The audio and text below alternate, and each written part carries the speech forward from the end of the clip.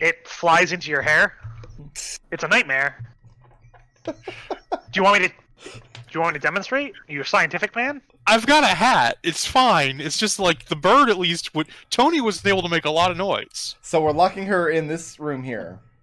Yeah. And we're taking turns watching over My the opinion course is of we the should night. have a shift in front of... We should have our shifts and we should have someone in front of the door. Like inside the room. Oh yeah, absolutely. Yeah. Well, not inside the room. That's ridiculous. No, inside the room. That's inside creepy. The room. Alex wants to watch the little girl sleep for hours and hours and hours. In her little bear pajamas. They're not her pajamas. We want to be very clear whose pajamas they are. They are, however, little girl pajamas. I tried to find some, but they were the only ones that fit. It's a sexist culture out there, and racist. I do wonder what Seeker needed bear pajamas for. It's a very great story. disease out of I'll my have to head. tell you about it sometime. So, You missed are we taking watches inside or outside the room? outside.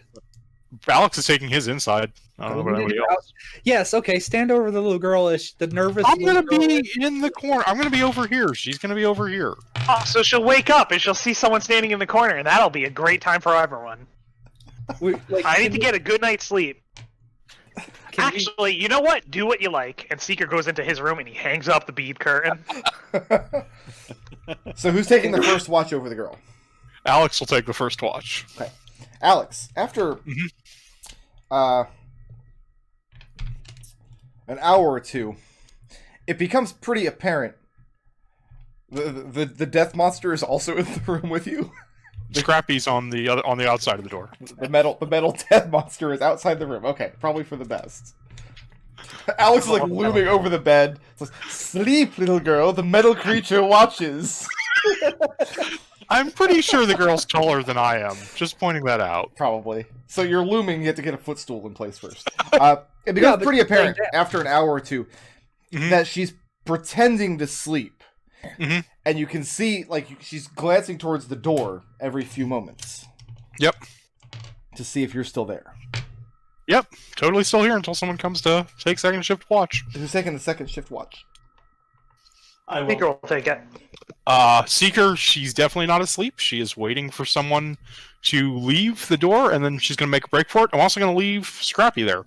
Okay. Hey, you got it. Seeker casts a sleep spell. On the girl? Uh-huh. Okay, roll it. You got it. If this little girl has more than one hit point, I'm going to be very If upset. this little girl stays awake throughout this sleep spell, I'm going to be very interested in why. This is science right here. Nope, that's a D10. That's not the right one.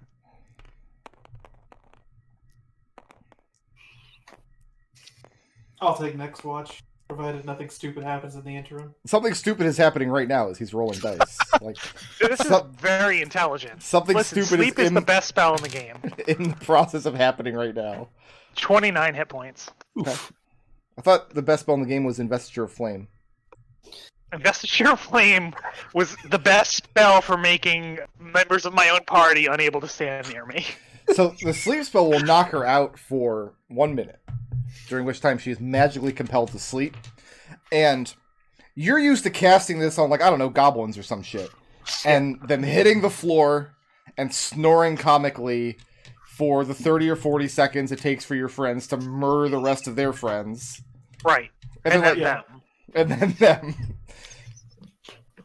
She sleeps that 1 minute very fitfully. Twitching and turning. It's not the sound, restful, dreamlike slumber you're accustomed to seeing under this spell. And at the end of 1 minute precisely, she bolts upright, shrieking, as she's rubbing her eyes and her face really hard. Hey, Seeker? Yeah. Remember the part where the flying pig attacks people's dreams? No. Clearly. Okay. Future reference, that's a thing. Yeah. Just remember when we talked to Tom, like that's totally a thing. And Seeker, she turns back to the door. At this point, it's just you in the room. I don't know who these people think they're talking to. Yeah. She turns back. She starts blurting out, just incoherently, and crying very, very nervously and very, very scared. And it's difficult to tell even what she's saying.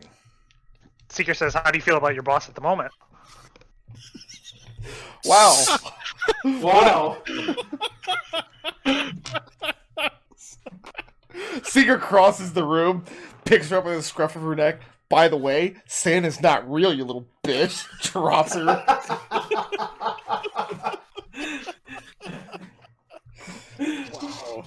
Wow. Listen, I saw 3 people trying to be very nice to the little girl routine. And she just starts shaking her head. Very fitfully. She's terrified, she's crying, hysterical. And, Seeker will say, to be clear, I don't trust you or your boss. You're not leaving tonight. But, considering the extent that your boss has gone to and to get us to leave, now would be the time to say if you want someone to stop him and protect you. She asks what you can do. And Seeker will describe how her boss had a plan to blow up and we stopped it. She asks if one of his friends was helping him with that plan. He was. He did his job faithfully to the end. What happened to him? He was killed by another one of your boss's employees. Who's going to kill me? And Seeker shrugs and says, that's something that, if I were you, I would be looking for someone to put a stop to. So she asks again how you can help. What can you do? And Seeker will start describing various rituals there are to keep an area safe. We can make sure that no one gets in or out. We can make sure that anything that comes near is destroyed utterly. And you're describing this, and it's all sounding very, very expensive to her. And she breaks down again, and she shrieks out that the dress wasn't real, and the shoes weren't real, and the ribbon wasn't real, and she has no money, and she has no way to pay for you or pay for any of this, and she doesn't have anything she can give you. Well, have you ever heard anything about gnomes before? We're very, very interested in illusion magic, and it turns out your dress is an excellent example of that. If you were to trade it to us, I might be convinced to give you our services. And she's rubbing her eyes, and she just nods and kind of chokes out that you can have the dress. Alright. In that case, since the dress is so valuable, you can keep the pajamas.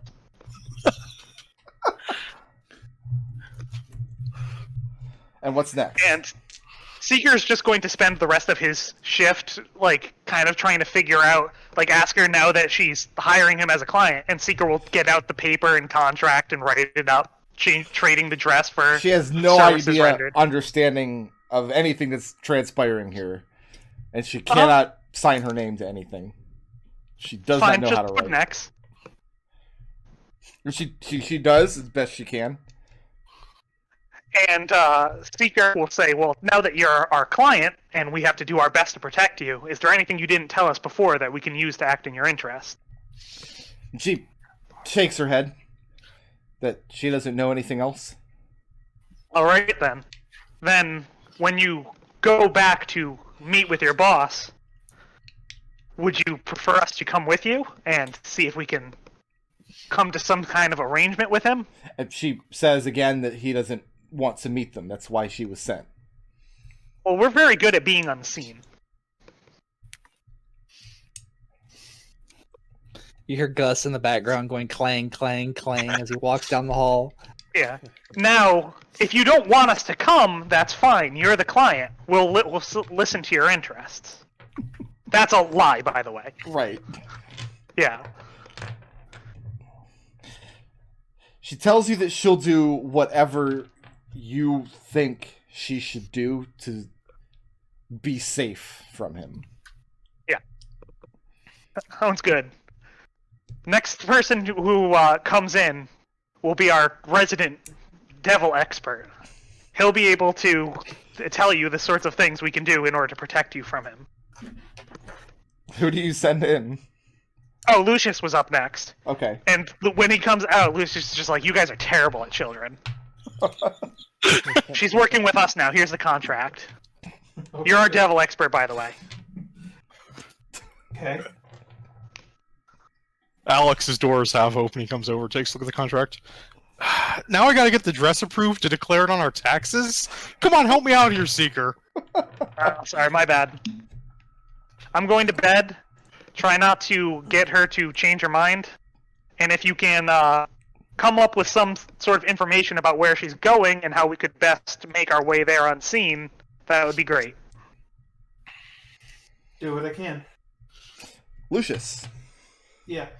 let's get the map of the city back out.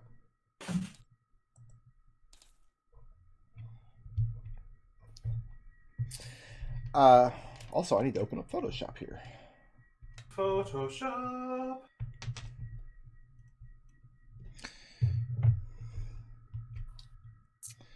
She tells you that she lives in a little building in the White Hart district.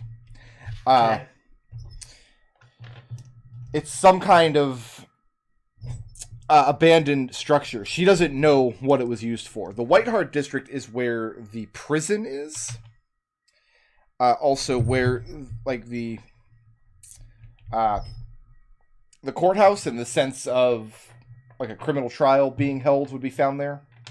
Mm-hmm. It's a very militaristic district. Doesn't get a lot of foot traffic. There's really not any reason to go there unless you have business in or around the prison or one of its surrounding structures. And it's also not a place where children dwell very often. But she tells you that's where she first found, where her friend first sent her the letter. And she describes the structure. She doesn't seem to know what it's for. Make a history check.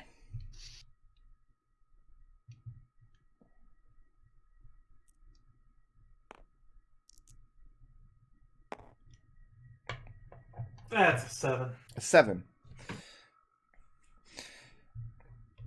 You know that there... bonuses in those things, but it's like, ugh. You know something about a network of tunnels and things that frequently flood underneath the White Hart district, but having never been there yourself, mostly you've heard stories of like prisoners and things being put into cells that are connected by pipes or tunnels or whatever to the water outside. So high tide would cause the cells to flood, and you never confirm whether these sorts of things are true or not. It sounds like a kind of malicious punishment that would kind of be out of character for a city like Dunfoss. But criminals will tell each other any kind of stories. Yeah. But the structure she's talking about is close to the water in the White Hart district, and it sounds like it might be connected to one of these old tunnel systems or something.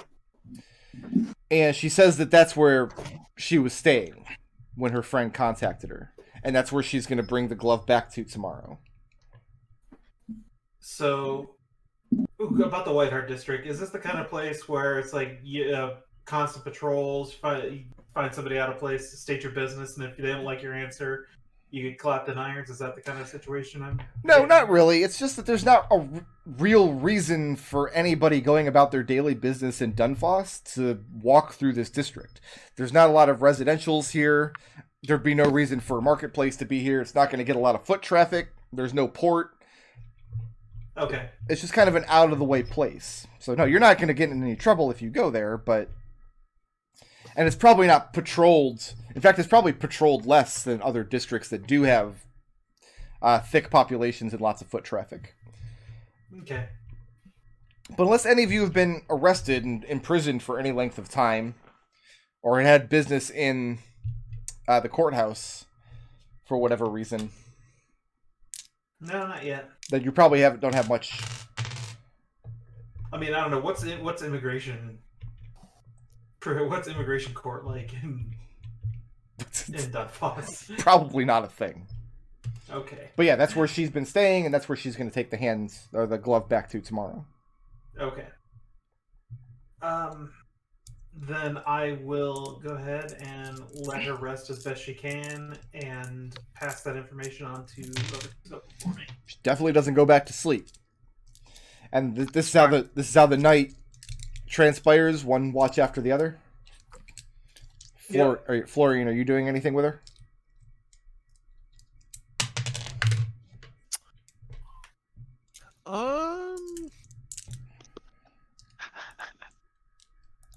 Check Florian's stupid list of stupid. Excuse Scare me. small girl.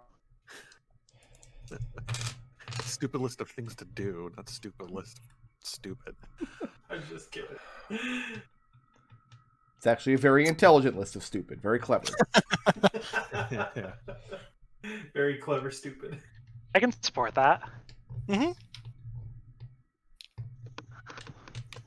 No, I don't think so. Okay. Florian enjoys to sleep more than little girls, so. Are you going to sleep on your watch? If you're gonna Florian, take do, a watch. I'll take the next watch if he's going to do that. He doesn't want to take a watch. He needs the spell slots anyway. How long are? How? Yeah. Okay. Okay.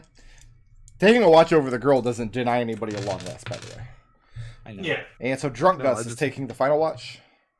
Yeah. I think I'd start to sober up by now. It's been several hours. I assumed you were still drinking. No, I'm not still drinking. The work to do. Okay. At this point in the night, I mean, she's just laying still with her back turned towards the door. It's clear that she's not going back to sleep, though. But she's also not engaging in any more conversation unless you force her to. I'll ask her.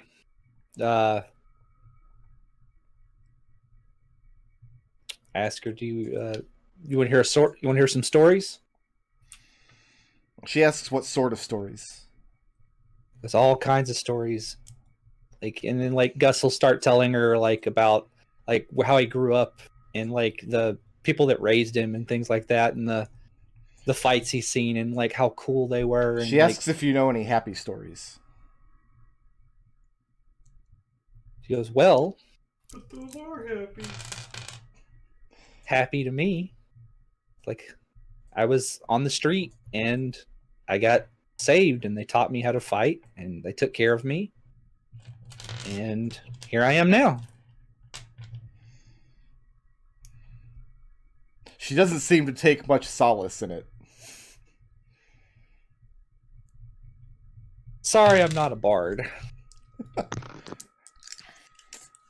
So you've all failed at babysitting. Okay. No, we didn't fail. She's not dead. No, Florian It's did not babysit. Seeker's fault that he had a different goal in mind than the typical babysitter. But he accomplished it. So the next morning, you give her this replica glove. Yeah. And, I mean, she's kind of seems very confused. For one thing, I mean, you're going to send her back out in the town wearing these little bear pajamas. No, we're gonna get her some real clothes. Okay. Gus is not letting her go out in bare pajamas. When Seeker went out and bought everyone clothes, did he get clothes for the little girl as well? Yeah. Okay. A nice little summer dress. So she's No, wearing... it's not. It's not super nice. It's very nondescript. Seeker doesn't buy flashy clothes unless they're flashy for a purpose. just some standard commoner's clothes, but I mean, at least they're clean. And so she seems kind of confused, though, because you're giving her the object that she's supposed to take back. Why did she have to go through all this rigmarole if you were just going to give her the thing anyway? So here's what I'm thinking. We don't know whether or not we're going to be able to enter into the area where you're bringing the object. There's a number of spells that could prevent someone who isn't meant to from entering in.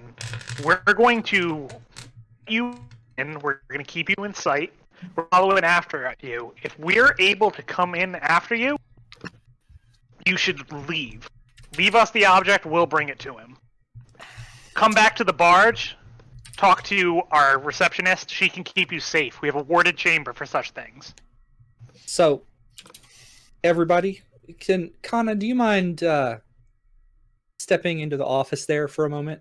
Just a moment. Is she already holding the glove at this point? No, I haven't handed it to her yet. Okay. Then she kind of steps into the office. Seeker, may I please have those beads? Uh-huh. And I put them up over the office door, and I turn around and I yell at Seeker, "What the hell is wrong with you wanting to use a little girl for bait?"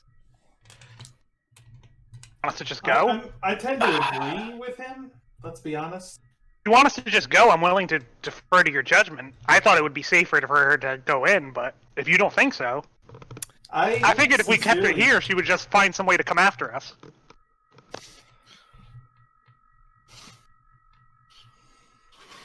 Who else is in this room? All of Seeker's us. not super shocked, though, that you thought he would use a little girl as bait. He's just saying that wasn't the plan this time.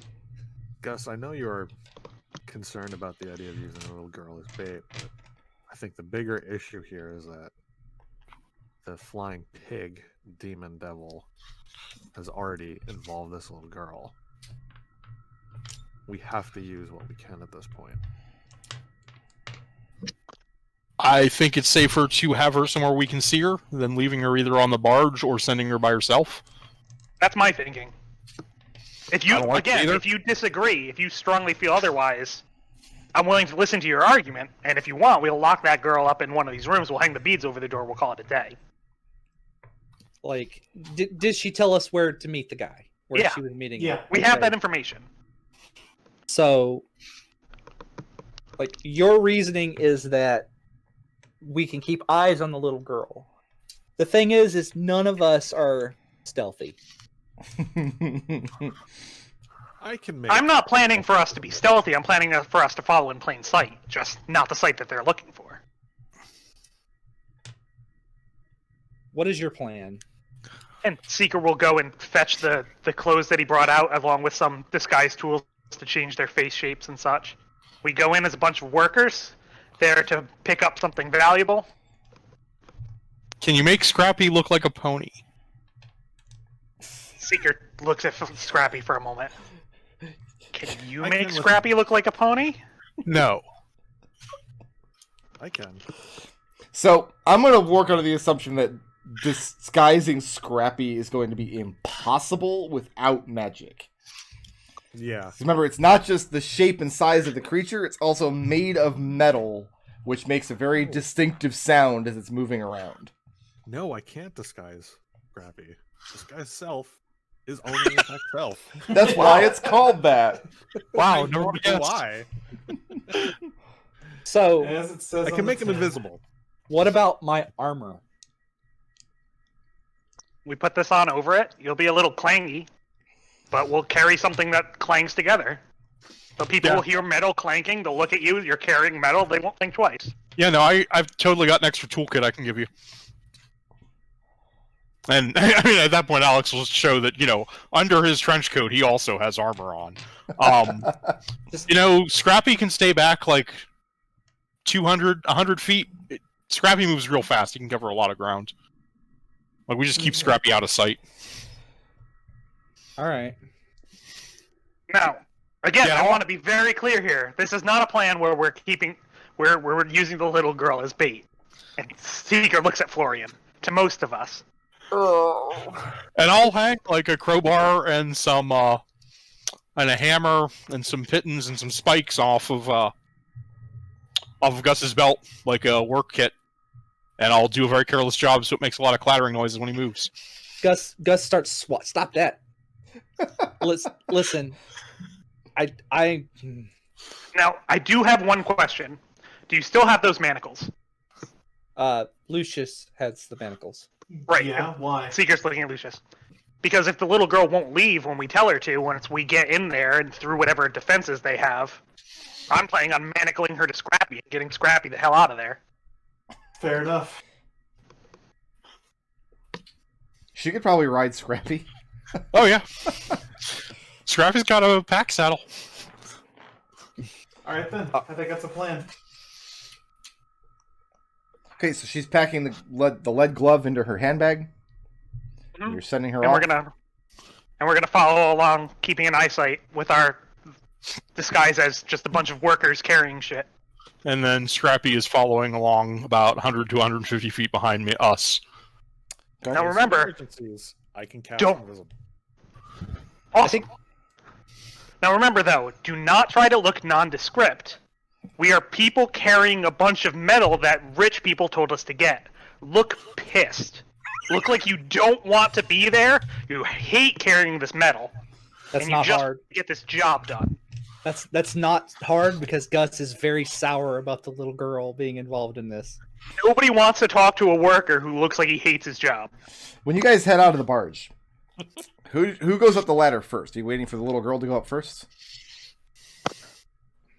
Yeah. I'll go up first. But I mean, you're sending her up first, then you guys are coming up after. Is that correct? I think probably we should, because she'll be out of sight if she crests the top of the ladder. I think probably we should go up first. Yeah, we should escort her at least to the edge of the shallows. Okay. Yeah. Because remember, you're gonna have to come through. High bluff. All right. You're gonna have to come up through the Wharftown gate here. That's Oh, the right. nearest gate into town.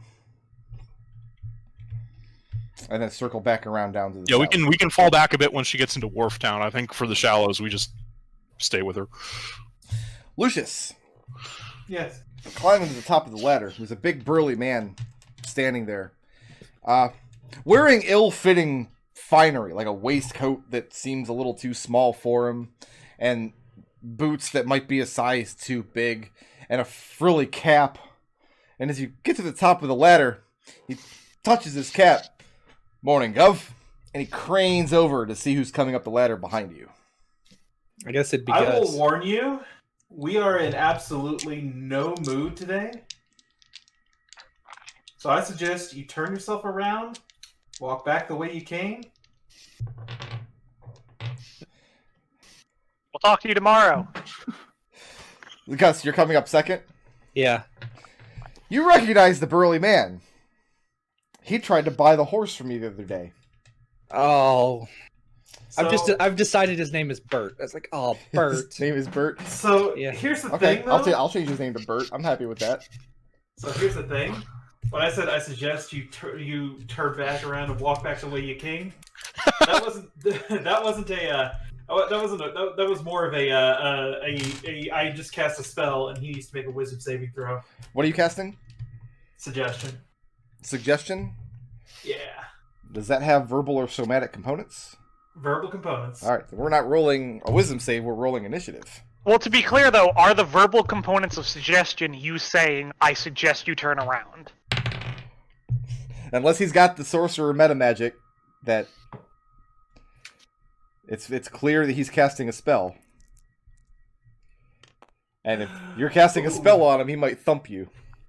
Do you beat a 19 for initiative? I do not. In fact, I We all don't. rolling He needs to initiative? make or his- just- he needs to pick a save. You can all roll if you like.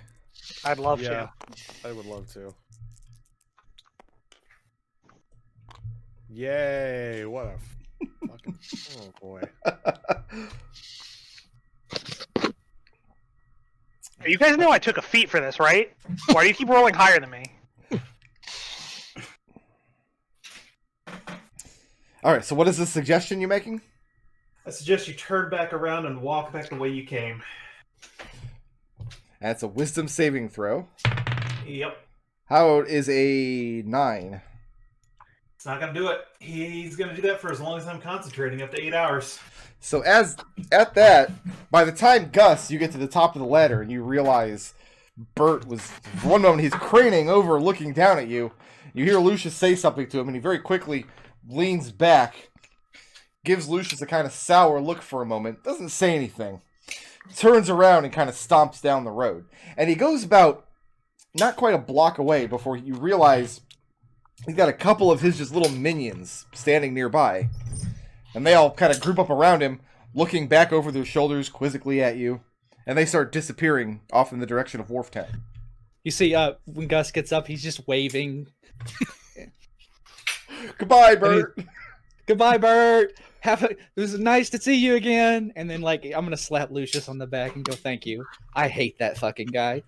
Well, Lucius, real quick. Oh, Oh, sorry. Go ahead.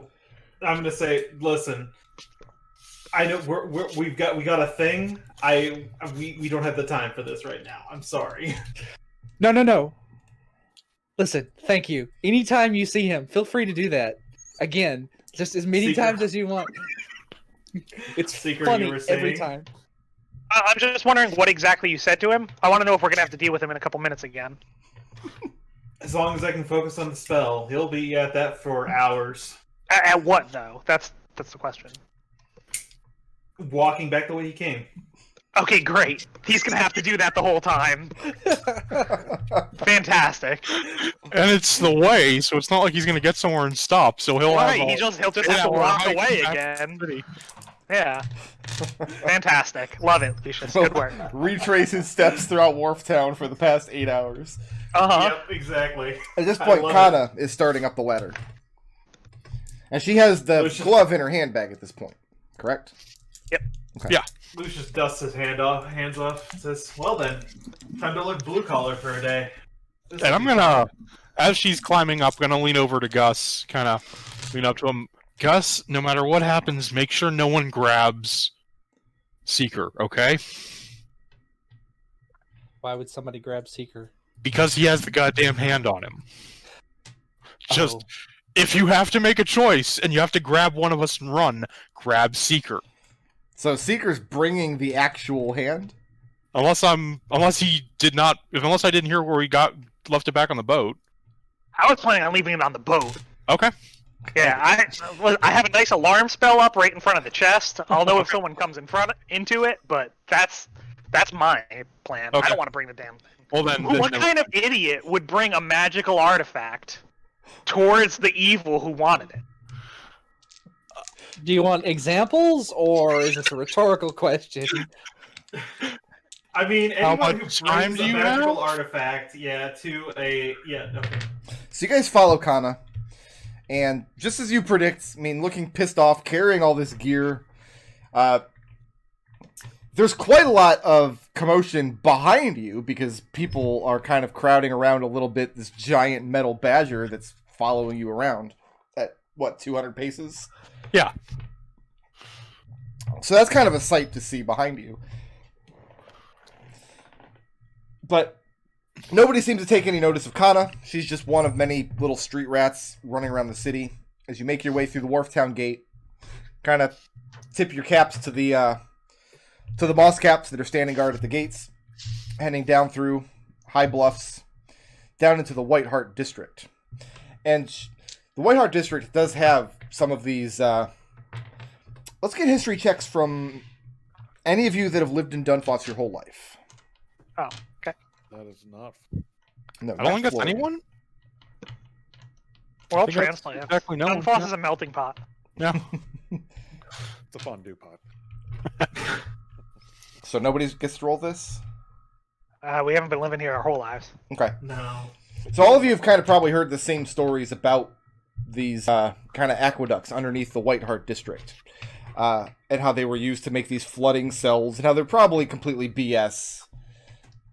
But nonetheless, there are towers throughout the White Hart district overlooking the ocean that at one point were guard towers.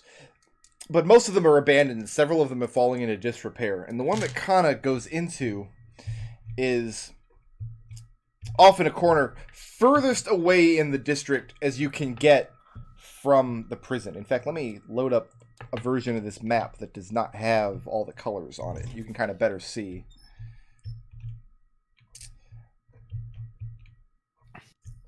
So this is the White Hart district down here, and you In that neighborhood?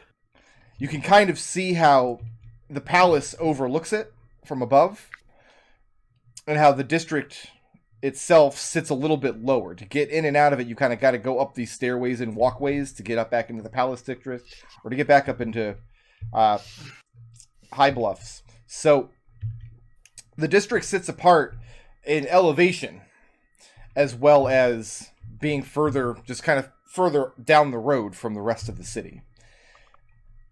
And one of these little towers here at the edge. I haven't actually decided whether this is the prison or this is yet. I guess it doesn't matter that much for today, but It's just this squat little tower that's kind of partially crumbling at the end of this alley. Smells of seawater, and at one point there was an iron portcullis that would have come down over the front of it. That seems to have been badly damaged to the point where it's kind of sitting kind of helter-skelter as she has to kind of duck underneath it to go in, but the thing is long since rusted into place and is not going to move. And she just disappears into this little tower. I think that tower is the threshold that we're looking for. So I say we try to make our way in. If we can get in there, we assume that the place isn't protected. We send her out. Yeah. Mm-hmm. Okay. And she doesn't come out after a few moments. Oh, we're heading in. Oh, so you're We're heading not in. waiting for her. Going into this tower, it's the bottom floor of what once would have been a 3-level tower connected with ladders at each floor. There's no ladder in evidence going up to the second floor, but you can see where this bottom floor was just a tiny little entranceway area. The second floor would have been maybe just a tiny, not living space, but a dwelling space for the men on duty here. And then the top floor would have been where the battlements are, where you go up to the roof of the tower. You can see the hole in the ceiling of the first floor where you could go up, but there's no ladder. There's no way up now. There is, however, a ladder leading down, a metallic one, set against one of the walls, just going down into this dark space. And listening down, you can hear the echoey sloshing of water down below. And notably, Kana is not inside the room. Her handbag is laying on the floor, just in the center of the room, with the flap open. And you can tell that it's empty. All right, let's slide our way down that ladder, make our way after as fast as possible. Yeah. Okay. And that's going to bring us to... Says it in the same cadence as he does when we're on initiative. I don't know why. this map. I don't like that idea. Why do you need a map? This is a friendship hole. Friendship hole. It is a friend-shaped hole. Because welcome That sounds even worse. to your next dungeon. Womp womp. You come down this metal ladder, right here.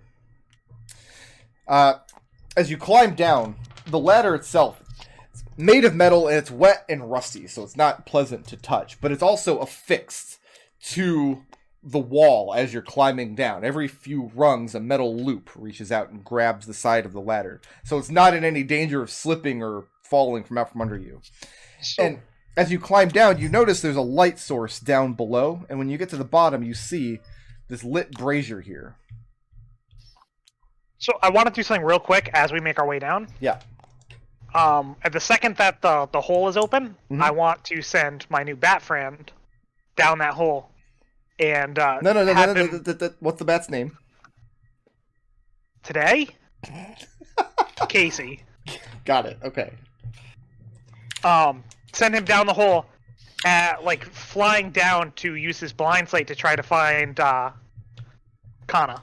So Because Kana unless is- she's spirited herself away, he should be able to outpace her down the ladder. it's nowhere in evidence. As you look down in the little room, there's a lit brazier on the wall here, giving a kind of uncomfortable warmth to the room, this kind of stuffiness. There's nowhere for this smoke to go except up the hole that you guys are climbing down. Just in front of you, some stairs lead downward into a kind of 10-foot wide hallway, ending at a metal door at the end of this hall. And that's So, all you're getting for this I'm week. gonna real quick pop my way out and come back so that the black Yeah, I had to do the same goes thing. away. So two things. Yeah. A, is it all right if I say, because I didn't think of it, that we left one of the two sides of the sending stone with Linda? Oh, I assume you left the other one with Tom. No, I think we have both parts of the sending stone, but that's a Okay. nodal Yeah, we question. do. Yeah, that's fine. Yeah. You can leave one with Linda. That's fine. With instructions that if anything goes weird with that chest that we have the hand in, immediately contact us. Respond 25 grunts or less. Yeah, because ascending is relatively like cheap. It's like 50 gold to hire someone to send one, I think. So I mean, if Tom really needs to get in contact with us and he makes that 1,500 gold or whatever he said he was going to make, he can do so. Okay. And then B, when we head into the tower, I'm going to order Scrappy double time. So once we're out of sight, he'll be up and rank and file with the party. Okay. It's probably pretty comical watching Scrappy climb down this ladder. Yeah. As we make our way down, I tell the party that the second that we came in, Kana disappeared. So either she's it might not be worth Here's the thing. rushing into danger. You guys are making a lot of noise climbing down this wet, rusty, creaky ladder, Oh, for sure. and you did not hear any such noise. Yeah. So she's disappeared. Now, my belief is chances are fairly good she could have been disappeared wherever she was, if it was going to happen. Well, they took the fake gauntlet. There's nothing in the handbag. Right. Well, I mean, too bad we don't have a way to track Kana. Oh, we do. Oh, right, locate object. And I gave her clothes. You think I didn't memorize the clothes before I gave it to her? What do you Well, need me for? I would think it would be more that the gauntlet's pretty distinct. Like, there might be some other kid in that kind of clothing, but... Yeah, but we don't care about the gauntlet. The gauntlet's just a hunk of lead. We care about the 11-year-old child. I think Alex probably cares a great deal about that gauntlet. He put a lot of work into that. Florian All right. cares about the lead and the girl equal. So I'm going to save this map. When we bring it up next week, we have this dungeon, and I'm going to make sure to save the correct map, because there is a couple sure of you are. different maps for this. What?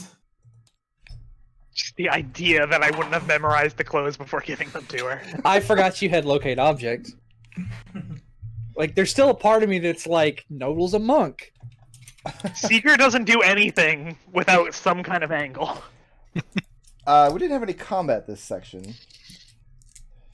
So if you guys just want to take a few minutes to discuss your flips, I'll step away and refresh my drink. Mm-hmm. Did think about blasting the girl with a magic missile. Did cross my mind at one point. How do you feel about your choice? Yeah. Listen, if you start blasting children with magic missiles, that's going to get you a slap in the back of the head. Evil child that made a pact with the devil. So's Lucius. You don't shoot him with a magic Lucius is missile. 24 years old. I don't want to hear it. I mean, give it time. I'm sure at one point or another, Florian will hit him with a magic missile.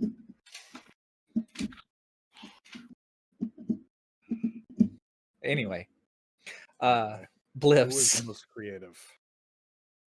Seeker. For what? Tell me why. Ego searching. I mean, your plan to totally not use the girl as bait, even though she's bait.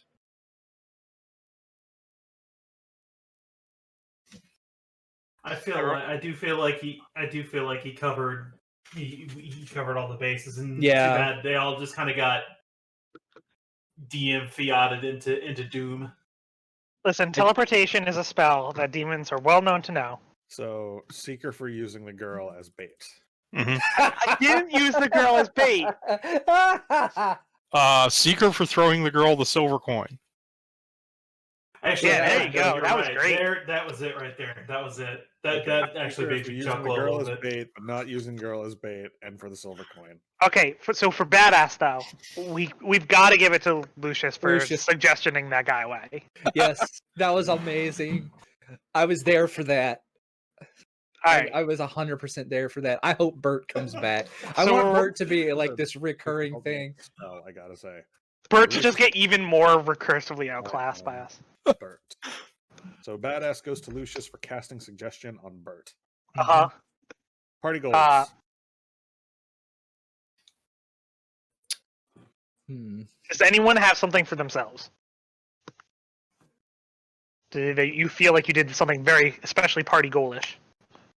Alexander is pretty much the only one that I think Alexander did the most research into our, at the time, most currently pressing thing, which is of course Choreo. With the I'm good with that. yeah. All right, I just feel like Corio's gonna be wandering up to the place like at some point while we're out digging around in this stupid dungeon. What about intangibles? I say we give it to Gus for letting that dude pee all over his shoes. I think he does deserve that, yeah. So I got a puppy in the other room who can't wait for me to get out there and play with her. Because my lazy wife just wants to lay on the couch, doesn't want to play with the puppy. She's learned that daddy is for playing and mommy is for cuddling. That sounds Good. like And she's fine. all cuddled out for today, apparently. So, who wants to make a case for some blips? Gus will go. Well, Lucius. I have my alliance, lawful neutral, take your place in society and work well for your fellow people, take care of your own. For insisting to this girl that as long as I'm around, you will be protected. So you consider this girl to be one of your own? I mean, in the strictest sense that she's a warlock, then yeah. You think she's a warlock? Eh. What else? I mean, most 12-year-old little girls don't know how to speak, damned language from the Nine Hells. That's true. So that's yeah. My ideals knowledge is paramount for again for shutting Gustavus down, for exploding this stupid hand. Like, no, we're not going to do that. Gus, stop. Just because you keep saying the same thing over and over again, louder and louder, doesn't mean you're going to get your way all the time. I don't think I've gotten my way a single time. I'd like to point out. Gus has never gotten That's all I've got. Okay. Who's next? I'll go. Okay. Neutral good. I must be a benefactor and try to leave things in a better state than I found it. For not wanting to use the little girl as bait. That seems like a very not neutral good thing to do. But again, Seeker is very hard to argue with, and he insisted we're not using the little girl as bait. Okay, and you believed him. Yeah. Okay. I don't think I'll ever not do that because. But anyway, let's see. Do I have something for my ideal? No. I would argue my companions are my support structure, and I must do what I can to protect them from themselves. For my constant arguments that we should find a high-level wizard and throw the freaking hand in the elemental plane of fire. This is an obviously evil hand. We don't need it. We don't need it. Why are you wanting to keep it, Seeker? I I have a quest from God. I'm on a mission from God. Is there an ideal argument in there somewhere, or? I don't know. I'm doing what I can to protect them from the evil hand. It's just not working because I never get my way. Never. But anyway, and Drunk Gus says hello for bringing the drunk man back to the barge. Like, okay, I was wondering what the next thing I would drunkenly bring back to the barge was. I didn't expect another drunk man to pee in my boat. The question is, what's the next thing he brings back to your boat? We'll find out. You guys kind of just left him there. He's fine. He's a sad drunk. It's fine. It's fine. It's fine. Who's next? End the video. Sure, it's fine. I can go. Oh, Seeker, what do you got? I got opportunities everywhere, if you can see it, for getting the letter from the numismatist and getting his seal for forgery uses later. Okay. I've got chaotic good. Good is only taking from those that can afford it. Chaos is taking them for all they're worth. For convincing the little girl that we would do this job for her in exchange for the illusionary clothes. You literally took everything she owned, yes. Yeah, but listen, they weren't doing her any good. She could afford it. Wow, okay. We're not going to point out. And I've got flaws. Anybody can be fooled, except for me, for not planning on using this little girl as bait, having this grand plan of tying her to Scrappy and getting her out of here, and then she immediately disappears. Okay. Who's next? Florian will go. Florian, what you got? Alright, true neutral. Sometimes you have to have laws, but laws are also restrictive. Sometimes you have to be good, but there's no way to define good. For having no qualms using the girl as bait, believing the girl is already bait, as defined by the Flying Pig Devil. Okay. We're just using what the devil gave us. Yeah, the flying pig is kind of baiting us. Let's be honest here. Ideals, there are infinite truths. We must experience as many as we can to figure out their validity. For getting the girl to confess the events of the Flying Pig Devil, the note and the promising and all that jazz. And flaws, there's always an explanation, and we must always consider it for wanting to find out what the hand is. Okay. And what about Alexander? Alignment, lawful neutral, always willing to be willing to take the law into your own hands, but no further, for trying to use a bunch of legal records to track down Eldov's swath of destruction across the continent. And flaw, I'm sure we can handle this for the brilliant plan of building the fake hand. Okay. Obviously, just give that to a little girl, send it to the demon, it'll go work out well. I am awarding everybody 1 blip for not making the deal with the flying pig. We'll see how that goes. We award 1 blip for the most creative solution to a problem this session. Seeker for flipping a silver coin at the little girl who, if she were a devil, would be screaming in agony from getting hit by it. Yep, and totally not for using the little girl as bait. Stop bait! I'm not Florian. Oh, I forgot to paste the straw poll link in. Let me do We that real didn't quick. make her bait. It is not upon us. And because we did not make her bait, it is okay if we use it. Chat, you guys are gonna have to make this decision. Is the little girl bait or is she not? There's your straw Is that poll. the straw poll? Who furthered the party's goals the most this session? Do we decide Alexander? Alexander for doing the most research in choreo. Okay. Who was the badass? Lucius. Casting suggestion on Bert. Is that Bert with a B or Bert with a U? Follow your heart. Like Bert and Ernie. Bert and Ernie. Wait, what? Did you just say, is it Bert with a B or Bert with a U? No, Bert with an E. Oh, okay. I thought I was taking crazy pills. I gave that character a name, but Bert is immediately better. We give 1 for intangibles. Gus for letting the guy pee on his boots.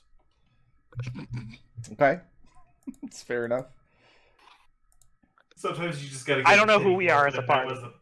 That's kind of the pity blip. No, I don't know who we are as a party if we're not going to give people blips for getting peed on. We're not the party I thought we were. And Alexander has our straw poll this week. Yay! I think everybody came in with 6, right? So all these are rolling over?